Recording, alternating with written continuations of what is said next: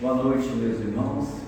Nós estamos hoje aqui na Casa Alta de Souza, na Candangolândia, muito feliz para dar continuidade às lições mediúnicas, o estudo mais aprofundado dos médiuns, trazendo para nós informações diversas, resumidas, das que consta lá no ambiente. Aqui nós vamos então, antes de fazer a nossa prece inicial, vamos fazer uma leitura do Evangelho, do capítulo 7, Bem-aventurados os pobres de espírito. Vamos ler um trechinho aqui para trazer a questão da harmonização do ambiente, Aquele que se eleva será rebaixado, está no item 3 do Evangelho segundo o Espiritismo. E vamos ler aqui as explicações que Kardec dá então a esse título. Essas máximas decorrem do princípio de humanidade que Jesus não cessa de apresentar como condição essencial a felicidade, prometida aos eleitos do Senhor, e que ele formulou assim: bem-aventurados os pobres de espírito, pois que o reino dos céus lhes pertence. Ele toma uma criança como tipo de simplicidade de coração e diz que ela será o maior no reino dos céus, aquele que se humilhar e se fizer pequeno como uma criança, isto é, que nenhuma pretensão alimentar a superioridade ou a infabilidade, a mesma ideia fundamental que nos depara nesta outra máxima: seja vosso servidor aquele que se tornar maior, e nessa outra, aquele que se humilhar será exaltado, e aquele que se elevar, rebaixado.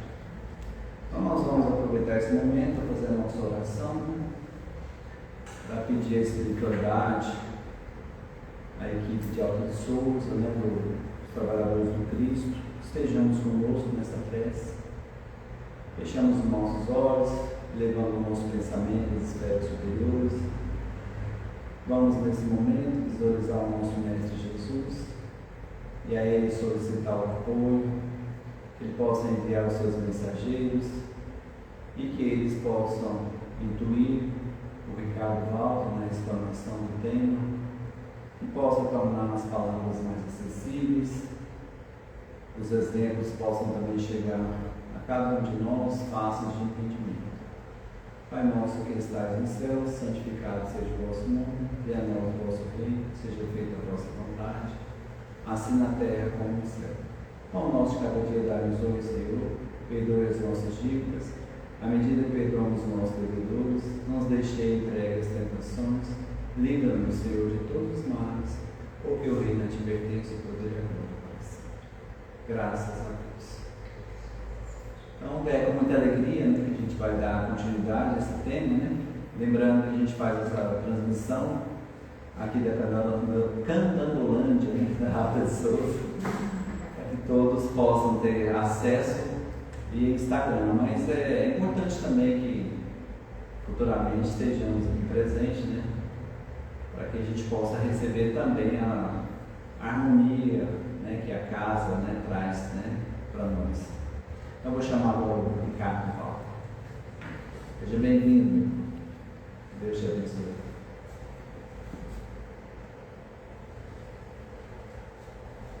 Muito boa noite a todos. Boa noite a todas as pessoas que nos ouvem pelo Instagram e que estão aqui conosco hoje na Casa Alta de Souza, na Candangolândia de Brasília. É motivo de grande alegria dar continuidade ao estudo do livro dos médiuns, para que futuramente a gente possa formar um grupo para o trabalho da caridade, da mediunidade com Jesus. Porque em todos os tempos a mediunidade sempre se manifestou por intermédio dos homens. Em Roma, na Grécia, entre os apóstolos de Jesus. Mas a mediunidade sempre esteve envolta em grandes mistérios, como se fossem expressões sobrenaturais da vida. Mas quando as mesas começam a girar, no século XIX, na cidade de Paris, na França. E essa informação chega a um homem chamado Hippolyte Léon Denis Rivail. A mediunidade, ela entra nos domínios das leis naturais. Ela passa a ser estudada, compreendida, esquadrinhada, descortinada, para que o homem possa compreender o contato com o mundo invisível como algo absolutamente normal e que faz parte da vida, porque nós vivemos entre dois mundos. O mundo que se vê, que nós podemos medir, apalpar pelo comprimento, pela largura, e o mundo que não se vê, que só se pode compreender pelos olhos da alma. Então, na semana passada, nós demos início ao estudo abordando a introdução do livro dos médiuns. E agora nós vamos entrar no primeiro capítulo da obra, que Kardec colocou como uma pergunta. Há espíritos? Aí nós vamos fazer a passagem do slide aqui. Com ilustração, ele coloca bem no início do primeiro capítulo essa pergunta. Há espíritos? Nós que somos espíritas temos uma resposta, mas precisamos estudar, precisamos penetrar nesse conhecimento. E todos aqueles que porventura não sejam espíritas, mas simpatizam com a doutrina ou desejam conhecê-la melhor, nós vamos responder com base no ensinamento da espiritualidade maior, essa pergunta que Kardec colocou no início do capítulo. Vamos ver. Bem no comecinho, ele diz assim: a dúvida no que concerne a existência dos espíritos tem como causa primária a ignorância da verdadeira natureza deles. Porque a imaginação humana forjou ao longo da história contos fantásticos, como os contos árabes das 1001 noites, os contos folclóricos da tradição indígena, os contos das tradições europeias, e em todos eles aparecem figuras extraordinárias, figuras abstratas, como de fantasmas, como de seres invisíveis que colocam medo nas pessoas, de seres que se manifestam por intermédio de sonhos, que trazem presságios, premonições, espíritos que se comunicam com os homens. Então, isso entrou no terreno do imaginário, o imaginário individual e o imaginário coletivo.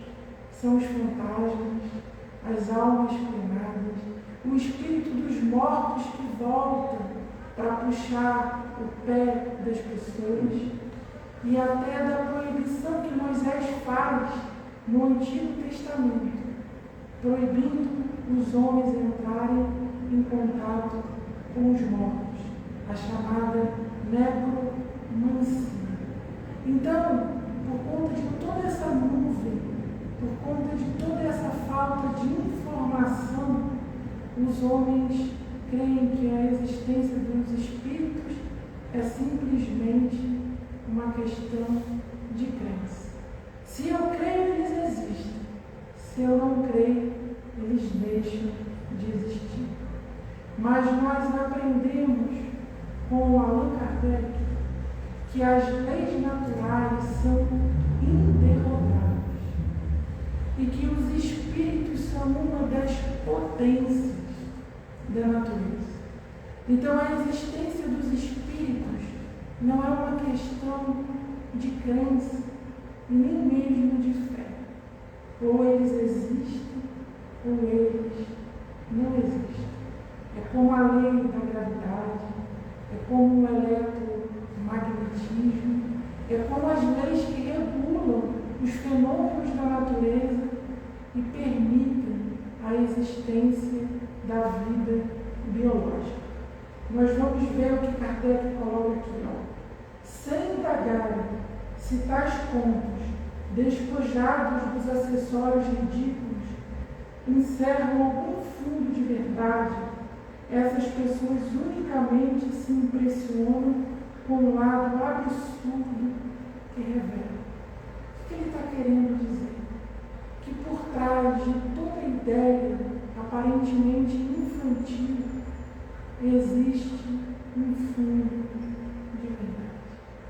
A mitologia, por exemplo, ninguém vai acreditar na existência de muitos deuses. O Deus do trovão, o Deus do relâmpago, o Deus dos mares, o Deus que se revolta, que se vinga contra a humanidade. Quando nós olhamos, por exemplo, uma das maiores poesias de todos os tempos, que é a Odisseia de Homero, o grande poeta da Grécia, nós vamos ver que Homero descreve os contos de sereia. Todo mundo sabe que sereia não existe, mas lá no fundo do ensinamento mitológico tem uma verdade espiritual, uma verdade psicológica. O mundo não é o mar, o mundo não está cheio de paixões e de ilusões, o mundo não está cheio de cantos de sereia, querendo nos levar para lugares errados, nos fazendo perder das nossas missões. O mundo não quer que nós vendamos a nossa alma e a nossa consciência. Não é um mundo de mamão. Então, olha aí a verdade escondida por trás do símbolo e da alegoria. E foi esse o trabalho de Allan Kardec, como um professor emérito, como um mestre do pensamento.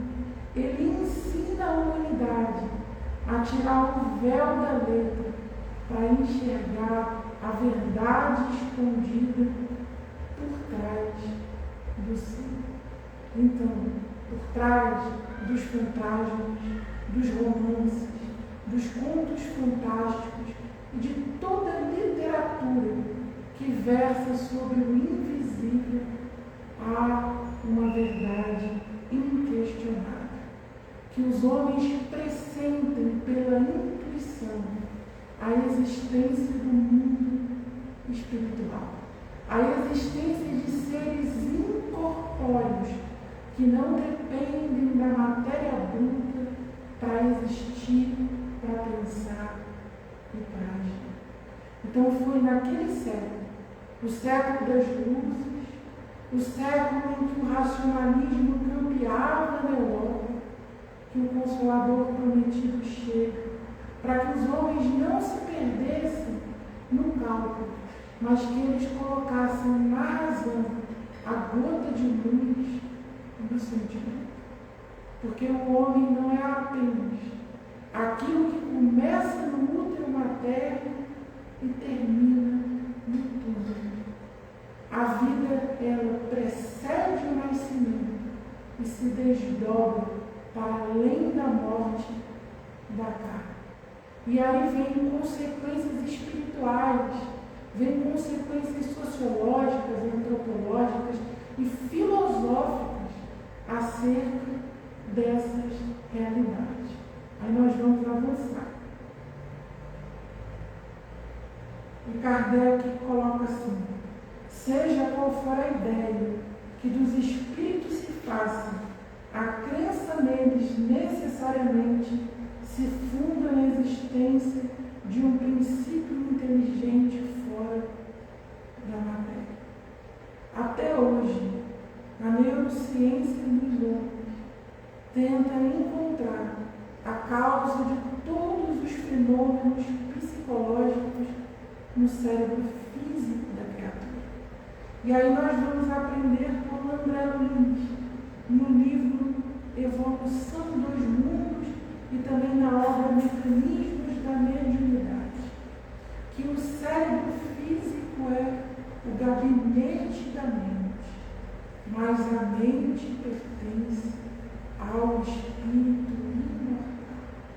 Então, quem pensa não é do patrimônio de cultura, de beleza, de ciência, de arte, é o espírito.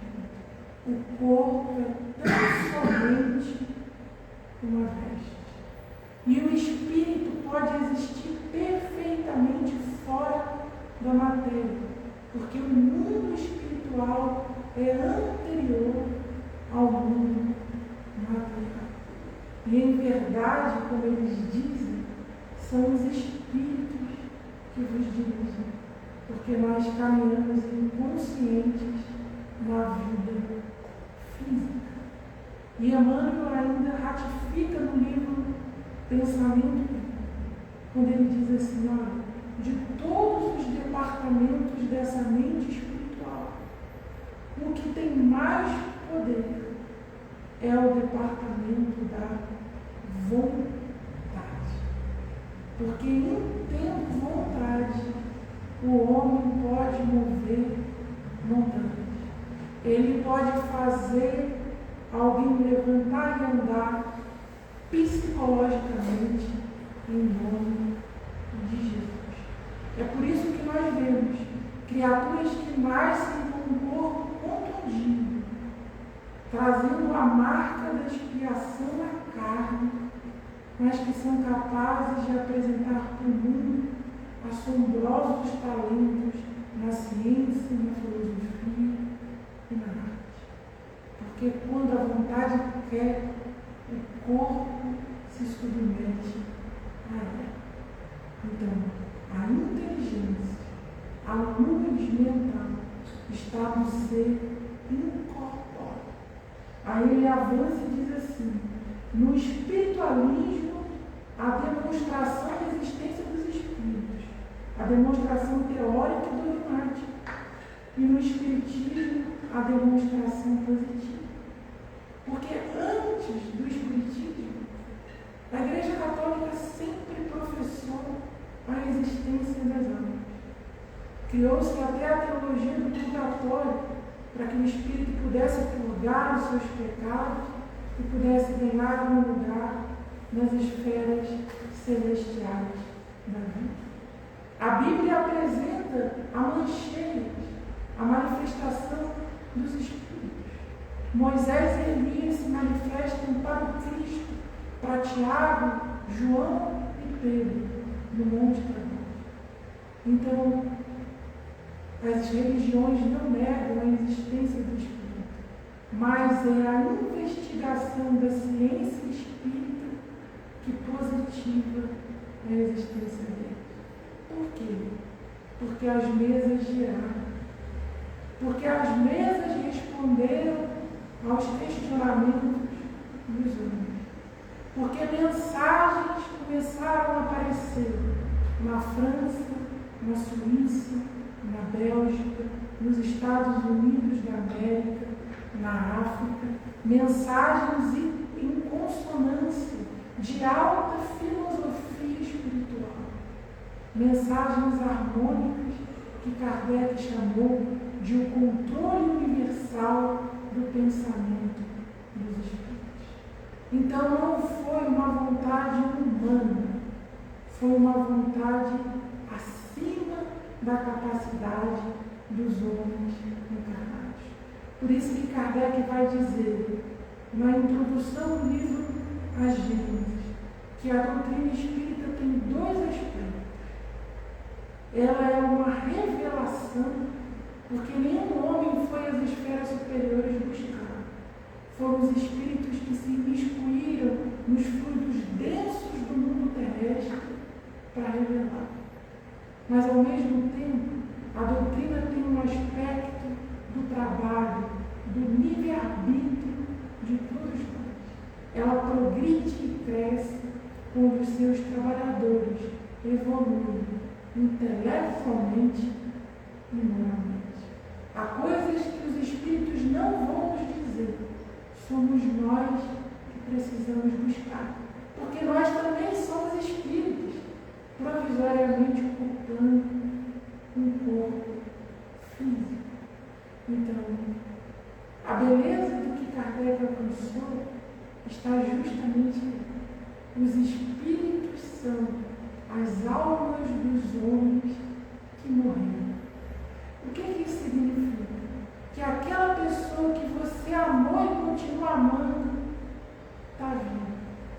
Então o espírita nunca diz, o meu avô gostava disso, o meu pai amava fazer isso. O espírita diz, o meu pai ama fazer isso, o meu avô gosta de fazer isso, o meu avô tem esse talento, a minha mãe pensa dessa maneira no presente, porque a morte não extermina a vida. É a mensagem de André Luiz no prefácio da sua grande e primeira obra, o livro Nosso Lar. A vida não cessa. A vida é um rio interminável que conduz o homem do estágio primitivo do átomo até a glória do arcanjo. É do átomo ao arcanjo. É do pó da matéria da terra aos mundos siderais. A vida se alargou. A religião ficou mais bela. A religião tornou-se mais digna do seu Criador com a revelação espírita. Aí a gente avança, porque a gente vai chegar num ponto aqui interessante. Se a alma existe, se é um ponto pacífico que a alma existe, então isso tem um desdobramento. Sua natureza difere do corpo. Nós estamos profundamente identificados com o corpo físico. Evoluir é desmaterializar o pensamento. Quanto menor a relação do espírito, quanto menor o apego dele à matéria, maior a sua evolução espiritual. Porque para o espírito o pensamento é o que as mãos são para os homens encarnados. Então, eu não sou o meu DNA, eu não sou o meu sobrenome, eu não sou a morfologia do meu corpo. Nós somos muito mais do que isso. Nós somos seres imortais, destinados à glória da eternidade. Se a alma existe, goza da consciência de si mesmo. Goza da consciência de si mesmo. Porque muitas doutrinas espiritualistas imaginaram que com a morte do corpo físico, a alma volta para um todo universal e perde a sua individualidade. Nunca vai perder. O João vai continuar sendo João, o Pedro vai continuar sendo o Pedro.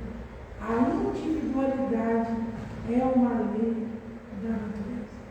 Agora, essa consciência tem níveis evolutivos.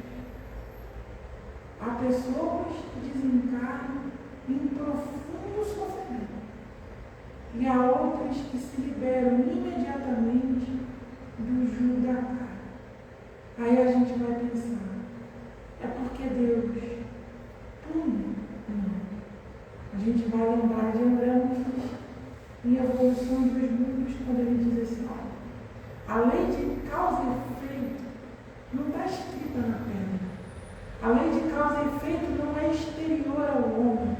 A lei de causa e efeito está gravada no patrimônio da consciência humana.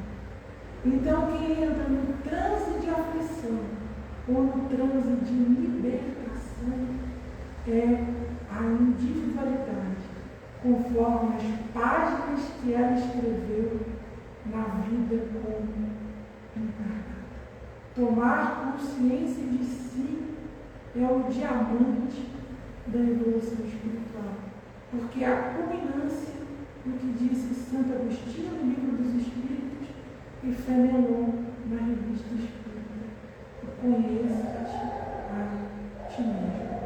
Quanto maior domínio sobre as suas sombras, mais independente, mais livre e mais ampla é a visão da é passível de alegria e de sofrimento.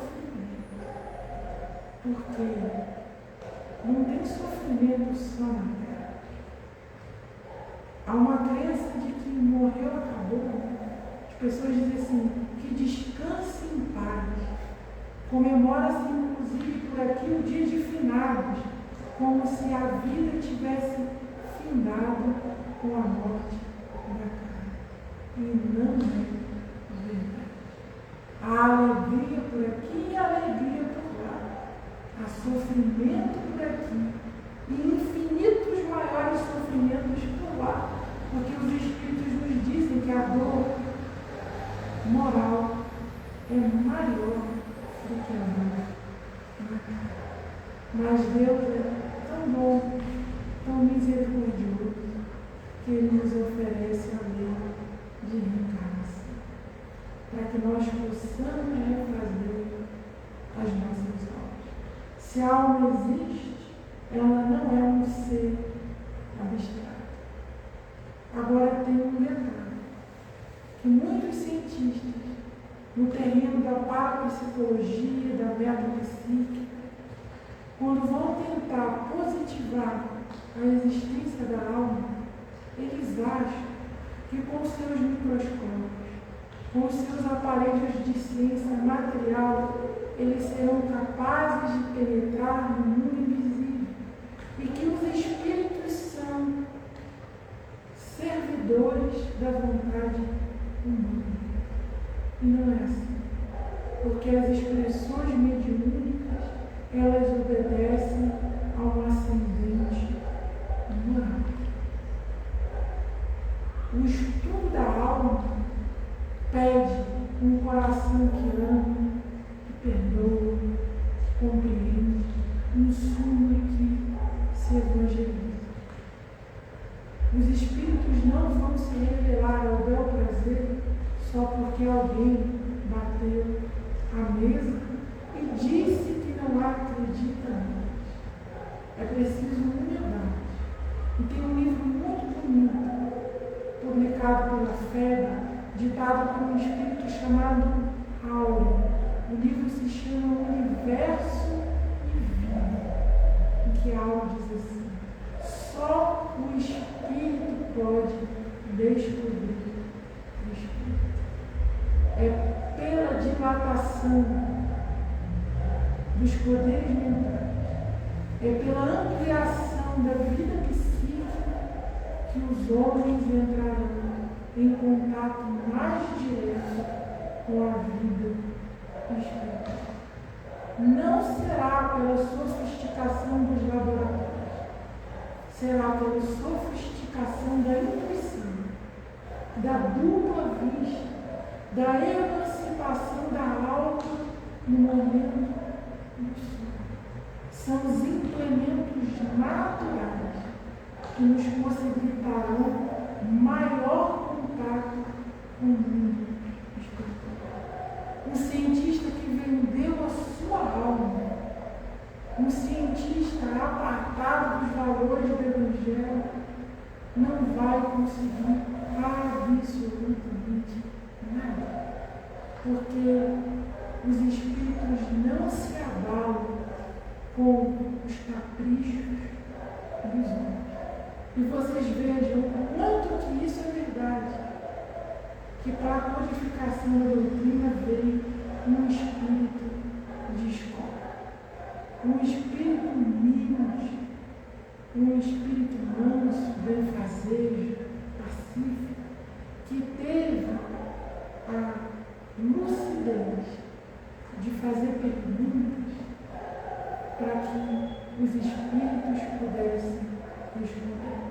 E tem pessoas que chegam a dizer que as perguntas são tão inteligentes quanto as respostas. Porque no mundo que a gente vive, todo mundo quer falar, todo mundo quer ser visto, todo mundo sabe de tudo, todo mundo é especialista em tudo. Kardec se calou, lembrando João Batista: é preciso que eu diminua para que o Filho do Homem cresça. Ele se calou para que os imortais pudessem falar. não era mais a religião dos vivos da terra, é a religião dos vivos do além, comunicando as maravilhas do reino dos céus e a continuidade da vida sem fim. Aí a gente avança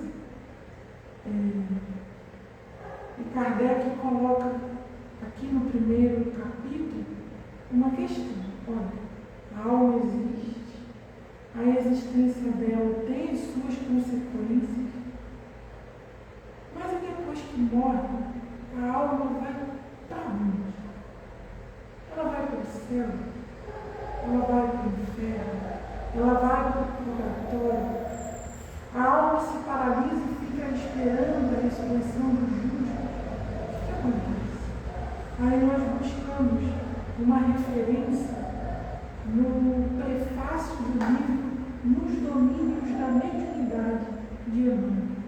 Vejam, meus amigos, como que é importante colocar as obras espíritas para dialogar entre si, para que a gente possa ver que Kardec trouxe a base e Chico Xavier manteve a linha, manteve a fidelidade à codificação espírita. Olha o que Emmanuel diz numa linguagem atualizada do século XX, em que a ciência brilhava para o mundo inteiro. Ele diz assim: cada médium com a sua mente, cada mente com seus raios, personalizando observações e interpretações, e conforme os raios que arremessamos, erguer-se-nos-á o domicílio espiritual na onda de pensamento a que nossas almas se afeiçoam. Então, aonde que eu moro? Eu moro onde os meus pensamentos se sintonizam. O umbral existe? Existe. Para quem é do umbral, para quem não é do umbral, ele não existe. O céu existe para quem estendeu faixas de céu no coração. O inferno existe para quem adotou o crime e o desvio como forma de viver. É a fotografia do pensamento. É o raio do desejo que plasma as condições celestiais e infernais das criaturas. E isso tem uma consequência no exercício da mediunidade. Porque mediunidade é sintonia. Então não basta reunir, não basta formar um grupo, é preciso qualificar, é preciso dar um sentido espírita cristão a essas reuniões. Porque da mesma forma que nós podemos sintonizar com entidades nobres, o mundo espiritual está cheio de espíritos malfazejos, brincalhões, zombeteiros e profundamente inteligentes no campo da perversidade. Se nós dominamos tecnologias aqui, eles dominam muito mais no lado de lá. Então, se as coisas lindas que existem no mundo, como os hospitais de caridade, como os centros espíritas preocupados com a infância, com o abandono, com os famintos, com os esquecidos da sociedade, nós também devemos considerar que tudo que não há de bom no mundo também é colhido nas esferas espirituais. As armas, as drogas, os surtos da humanidade espalhados por toda parte. Vocês vejam, por exemplo, as obras cinematográficas trazendo seres horripilantes, ideias de crime, ideias que contrariam a estética, a beleza, a arte, a bondade de Deus, o ideal, mas nas esferas inferiores da vida. Porque quando nós dormimos no sono físico, a nossa alma se emancipa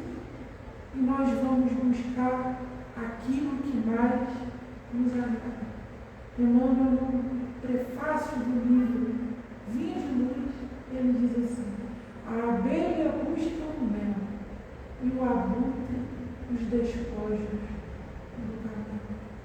Há espíritos que se alimentam do favo espiritual e há espíritos que se alimentam de substâncias putrescíveis do mundo espiritual.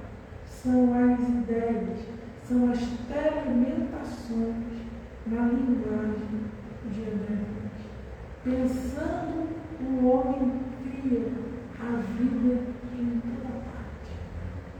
Aí a gente vai avançar, porque no livro dos Espíritos, Kardec tratou do espaço universal.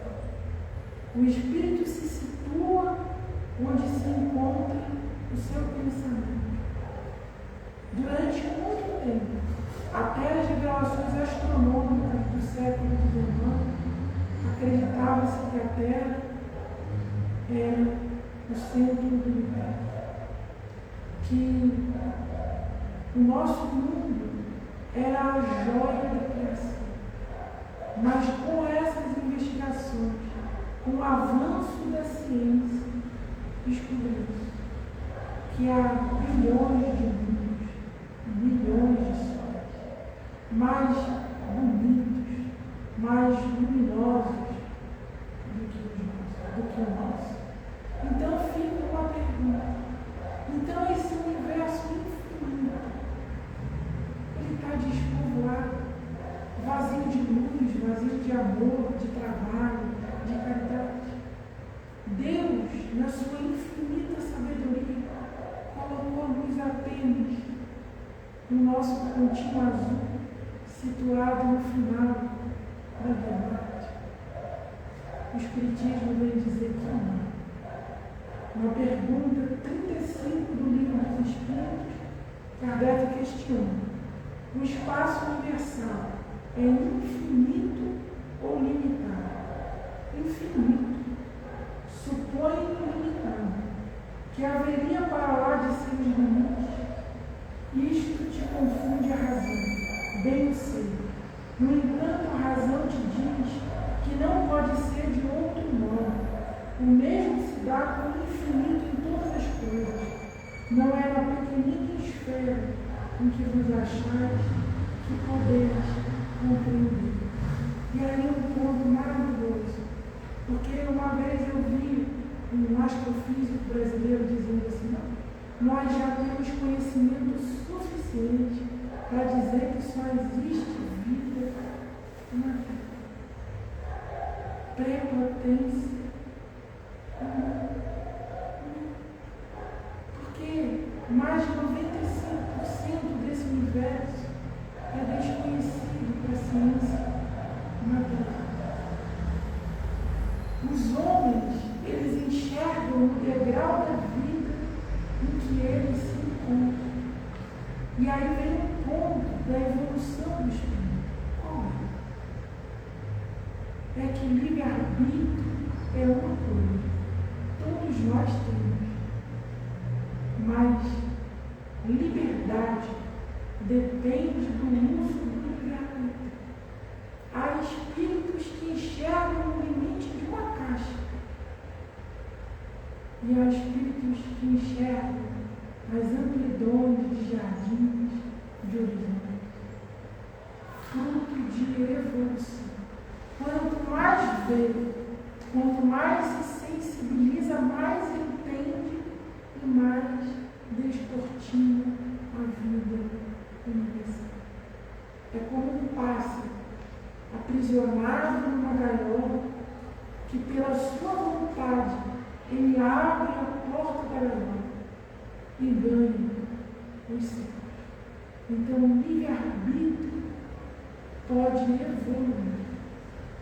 Porque quanto mais eu sou assertivo, quanto mais eu vivo o Evangelho, mais eu me sinto livre.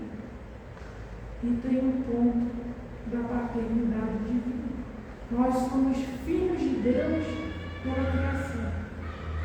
Mas quantos homens na Terra E até mesmo nós, em muitos momentos de dor, nos sentimos apartados de Deus. Porque ser criatura de Deus é uma coisa, ser filho de Deus é comportar-se como tal. Exige um nível de consciência. E é por isso que nós estamos aqui, para aprender e para evoluir. E quando o Espiritismo conta essas coisas para o homem, ele não está contando para amedrontar. Porque o Espiritismo não ameaça. O Espiritismo repete com Jesus: vem e me segue, mas quando você tiver vontade, quando você quiser. O Espiritismo mostra ao homem o seu patrimônio maravilhoso. É o filho encontrando seu pai em plena eternidade. Porque a relação primordial da criatura é a relação com o seu Criador. Da maneira como eu me relaciono com Deus, eu irei me relacionar com a natureza e com os meus semelhantes. Então aqui não tem castigo, aqui não tem ameaças, aqui não tem promessas fáceis. Aqui tem um trabalho de aprimoramento espiritual. Porque todos nós que já conseguimos alguma coisa com o nosso esforço, com o nosso trabalho, nós sabemos que é muito mais gostoso, muito mais prazeroso do que quando alguém nos dá de mão beijada. Então, quando eu aprender a amar, vai ser a maior felicidade da minha vida. Porque você só aprende a amar dentro do seu coração. Ninguém diz assim: eu te amo fora de mim. Eu te amo dentro de mim. Então é trabalho pessoal, é trabalho intransferível, produtor de felicidade. Aí na questão 36, o vácuo absoluto existe em alguma parte no espaço universal? Não há vácuo. O que te parece vazio está ocupado por matéria que te escapa aos sentidos e aos instrumentos. O universo está penetrado de energias. Não há vazio, não há vácuo. Aquilo que a ciência diz que não consegue ver é pela precariedade dos nossos instrumentos. Vocês vejam como o pensamento ainda é infantil, que o homem manda missões espaciais para outros planetas e quer encontrar nesses planetas vidas iguais aqui. Não conseguem conceber que cada mundo tem as suas formas, cada mundo tem a sua natureza. E tem uma outra coisa que nós podemos pensar: e se os espíritos dos mundos mais avançados tiverem tecnologia para não permitirem as nossas descobertas? Se as comunidades do sistema solar disserem assim: não chegou o tempo da Terra, não chegou o tempo, porque eles ainda estão preocupados com armas, com guerras, eles ainda brigam por terra, eles ainda são apaixonados por bandeiras, eles ainda rendem cultos à forma.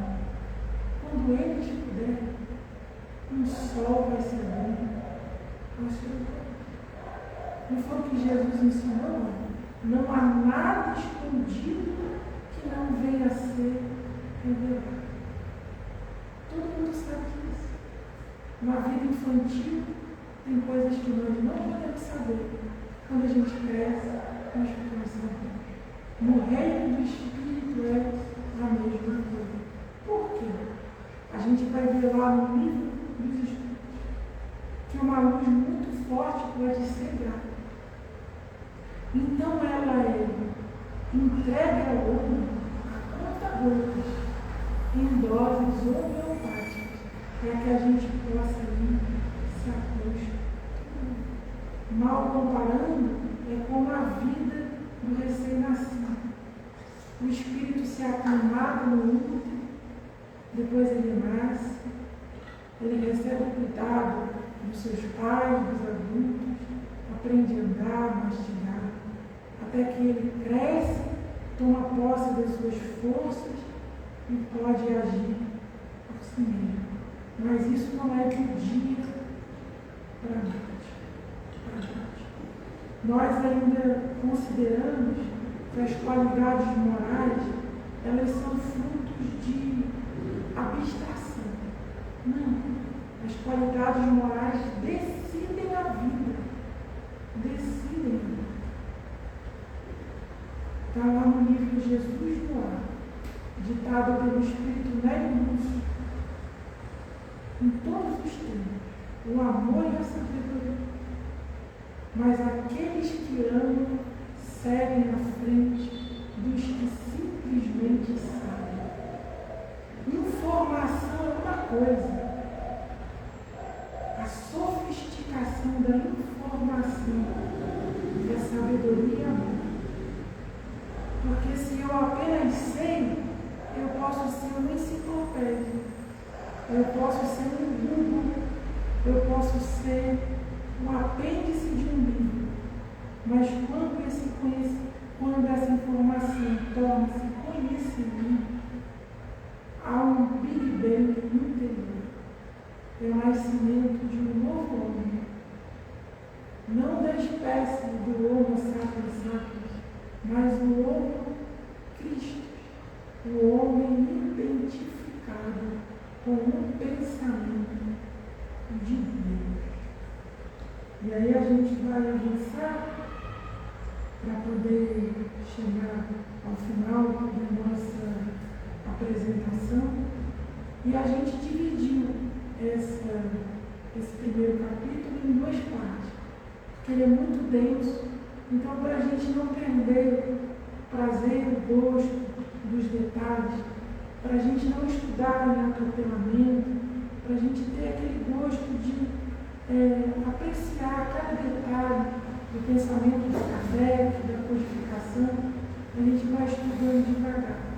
Porque, na verdade, nós não podemos ter pressa. Porque esse aqui é um estudo para a vida maior. Não tem ninguém dizendo assim para a gente, estuda porque tem que passar no concurso, estuda porque tem que passar no vestibular. Não. Esse estudo aqui é o estudo das consciências. E aí, meus amigos, como nós desejamos a formação de um grupo, o trabalho mediúnico, para encerrar, eu vou trazer uma passagem do livro Paulo Estevam, quando os apóstolos se reuniam na igreja de Antioquia. E naquela igreja aconteciam expressões espirituais. Entidades superiores vinham no socorro dos doentes, vinham intuir e inspirar os apóstolos. E por que isso acontecia naquele núcleo que frequentavam Paulo, Lucas, Barnabé, Ananias, Timóteo? Por que acontecia? Quando a gente vai ler a obra, Emmanuel diz que essa proteção da espiritualidade acontecia porque entre os participantes da reunião havia amizade verdadeira entre eles. Então, esse sentimento, ele é primordial para o bom trabalho da mediunidade. Porque, como diz o próprio apóstolo Paulo, todas as coisas favorecem, todas as coisas contribuem para o bem daqueles que amam a Deus e se esforçam por ajudar os seus semelhantes. Tem muita dor no mundo, todo mundo sabe disso. No mundo tem presídio, no mundo tem sanatório, no mundo tem hospitais para as mais variadas doenças, no mundo tem as doenças congênitas, as doenças psiquiátricas. psiquiátricos, que são doenças que a medicina da Terra cuida do corpo, mas ela ainda não tem a instrumentalidade para cuidar da alma, porque nem mesmo admite a existência da alma. Então, as casas espíritas, o trabalho mediúnico, é um posto de socorro, de amor, para a mitigação dos males. Quantos desajustes humanos não são frutos da obsessão? E pela mediunidade, entramos em contato com o mundo dos espíritos, dialogamos com essas entidades, nos aperfeiçoamos e eles também se aperfeiçoam, os laços da obsessão se rompem e as duas almas que encontravam-se em colóquio de sofrimento passam a viver mais felizes e têm a possibilidade da regeneração de si. O Espiritismo tem esse compromisso de, pela mediunidade, trazer consolação aos seres encarnados. Então, na próxima semana, a gente vai dar continuidade ao estudo do primeiro capítulo com essa pergunta. A Espírito, muito obrigada. Vou devolver a palavra para o Alessandro. Obrigado, Ricardo. Tem alguma pergunta, Bia? Não? A gente vai deixar aquela pergunta e resposta no final? Pode ser? Pode ser? Pode? Pessoal, então, terça que vem, quem quiser fazer pergunta ao vivo, o Ricardo vai estar aqui e vai responder para todo mundo, né? Gostaria de lembrar das atividades que o grupo CETRAC, Trabalhadores de Jesus Cristo, exerce aqui na Alta de Souza, né? Nós temos a parceria aqui com o CEA, CETRAC. Então, terça-feira nós temos o estudo com o Ricardo, à noite, das 20 horas até as 21. Quarta-feira nós temos a sala mediúnica, atendimento fraterno, palestra. Domingo de manhã nós temos a campanha Alta de Souza e o bate-papo com Jesus, que é um acolhimento às famílias em estado vulnerável. Então, pessoal, quem quiser vir, ajudar, assistir, sinta-se à vontade. Pode vir, chegar chegando, né? Então, tem alguma pergunta para fazer aí, Ricardo? Alguma coisa? Tranquilo? A gente está com o auditório lotado, né? Desencarnado, está lotado. Então, pessoal, vamos elevar nosso pensamento a Jesus, a Deus Todo-Poderoso, a espiritualidade amiga. Agradecer a oportunidade de estarmos juntos e estudarmos a doutrina do amor, para que amanhã a gente possa estar ajudando com muito mais amor a quem precisa. Gostaria de encerrar a atividade dessa noite dizendo: Pai nosso que estás no céu, santificado seja o vosso nome, venha a nós o vosso reino, seja feita a vossa vontade, assim na terra como no céu. O pão nosso de cada dia nos dai hoje, perdoai as nossas ofensas, assim como nós perdoamos a quem nos tem ofendido, e não nos deixeis cair em tentação, mas livrai-nos do mal. Que assim seja. Até amanhã e até domingo. Obrigado. Eu fiquei bonito aí.